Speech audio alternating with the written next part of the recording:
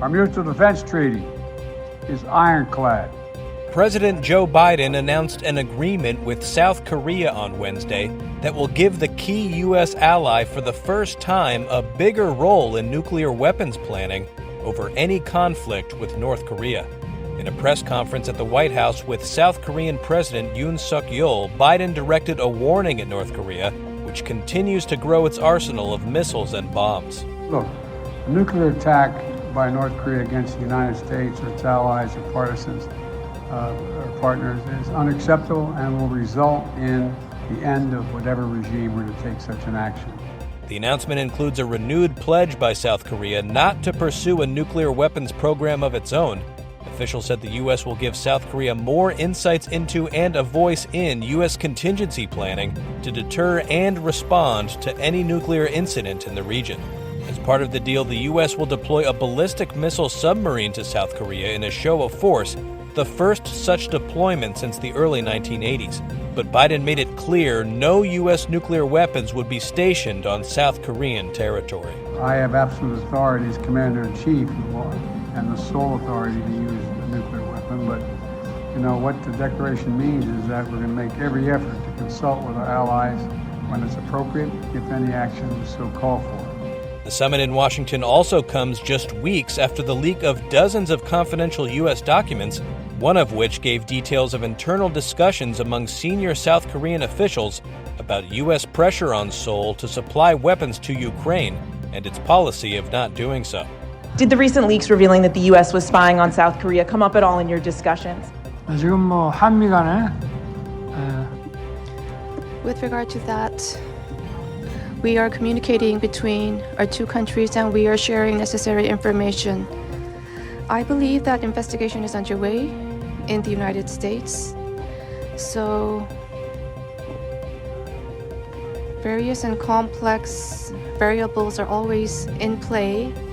We need time to wait for the investigation results by the United States, and we plan to continue to communicate on the matter. The talks at the White House also produced agreements on cybersecurity, electric vehicles and batteries, quantum technology, foreign assistance, and economic investment. The writer suing Donald Trump for allegedly assaulting her nearly 30 years ago told jurors at a civil trial Wednesday that the former U.S. president raped her and then defamed her by lying about it. E. Jean Carroll said in a Manhattan federal court, quote, "I'm here because Donald Trump raped me, and when I wrote about it, he lied and said it didn't happen.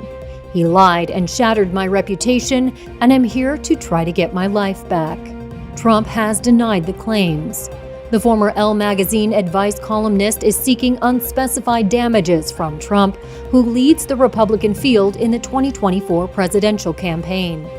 Carroll alleges Trump attacked her in a Bergdorf Goodman department store dressing room in late 1995 or early 1996. She is suing Trump for defamation after he called her rape claim a hoax, lie, and, quote, complete con job on his Truth social media platform, and said she was not his type and that she made up the claim to sell her memoir. Carroll is also suing under New York's Adult Survivors Act, which lets adults sue their alleged abusers long after statutes of limitations have run out. On the stand Wednesday, Carroll fought back tears as she described the alleged attack in the department store dressing room. She said she blamed herself at the time and feared she would lose her job and Trump would retaliate if she reported him. She said the damage was long-lasting. Trump is not required to attend the trial, which began on Tuesday and is expected to last 1 to 2 weeks. He will attend campaign events in that time. But he did express his views about it again on Wednesday, posting on social media that the claim was a made-up scam and a witch hunt. The comments prompted the judge to warn that Trump could face more legal problems if he kept discussing the case. In an escalating battle between Walt Disney and Florida Republican Governor Ron DeSantis, Disney on Wednesday sued the potential White House contender, over his state's efforts to control its Florida theme parks. The lawsuit marks the company's response to mounting efforts by DeSantis and his supporters to exert power over Disney World, which draws millions of visitors every year to its massive amusement parks.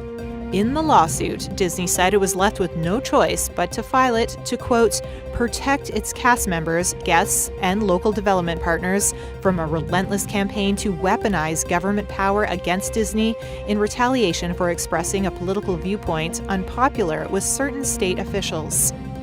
Disney say gay! The battle began last year after Disney criticized a state law dubbed Don't Say Gay, banning classroom discussion of sexuality and gender identity in schools from kindergarten through grade 3. Disney argues it was denied its First Amendment rights to free speech. Disney do better! The state of Florida is the new sheriff in town. And Wednesday's lawsuit alleges that a newly formed DeSantis-appointed tourist board violated Disney's contract rights and did so without just compensation and deprived it of due process.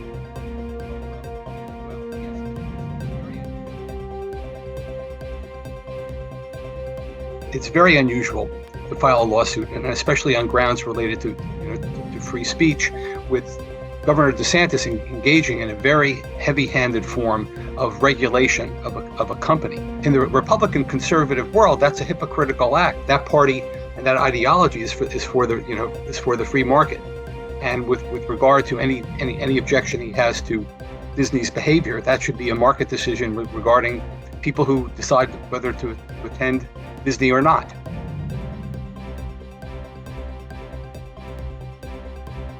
We are unaware of any legal right that a company has to operate its own government or maintain special privileges not held by other businesses in the state. Before the board takeover, Disney pushed through changes to the special tax district agreement that limit the board's action for decades. The tussle with Disney, which employs some 75,000 people in Florida, could hurt DeSantis as a potential White House hopeful. According to a Reuters Ipsos poll, 73% of respondents said they were less likely to support a political candidate who backs laws designed to punish a company for its political or cultural beliefs. You have a comment? Rapper Pras Michel from the 90s group The Fugees was convicted of criminal charges on Wednesday, linked to campaigns meant to influence the US government, including one on behalf of China. His lawyer told reporters outside the Washington courthouse that he was extremely disappointed after the jury found Michel guilty of 10 felony counts. They include conspiracy, acting as an agent of a foreign government, witness tampering, and falsifying campaign finance records. It followed a trial that was filled with political intrigue and featured high-profile testimonies from Hollywood star Leonardo DiCaprio to former Attorney General Jeff Sessions. Michel was accused of taking millions of dollars from Malaysian businessman Jolo in exchange for plotting to influence the administrations of Presidents Barack Obama and Donald Trump. Lowe remains at large. He faces separate federal charges in New York for allegedly embezzling billions from Malaysia's 1MDB sovereign wealth fund. During the trial, prosecutors said the Grammy Award-winning rapper became desperate for cash in 2012 and found a solution through Lowe. They said Michel funneled about $2 million from the Malaysian financier into Obama's re-election campaign that year, masking the money's foreign source. They also accused Michel of trying to push the Trump-era Justice Department to scrap civil and criminal probes into Lowe over the 1MDB scandal, and said he tried to lobby the government on behalf of China to send Chinese billionaire and dissident Guo Wengui back there. Thanks, guys. Thank On you. Wednesday, Michel's lawyer said, disappointment aside, he remained, quote, enormously confident that the rapper would ultimately prevail. The prosecution and defense have until July to handle a number of post-trial motions, including a request for the judge to acquit Michel despite the jury's verdict. Russia has seized control of local operations belonging to Western energy firms. Late Tuesday, President Vladimir Putin signed a decree establishing temporary control of assets belonging to Finland's Fortum and its former German subsidiary Uniper.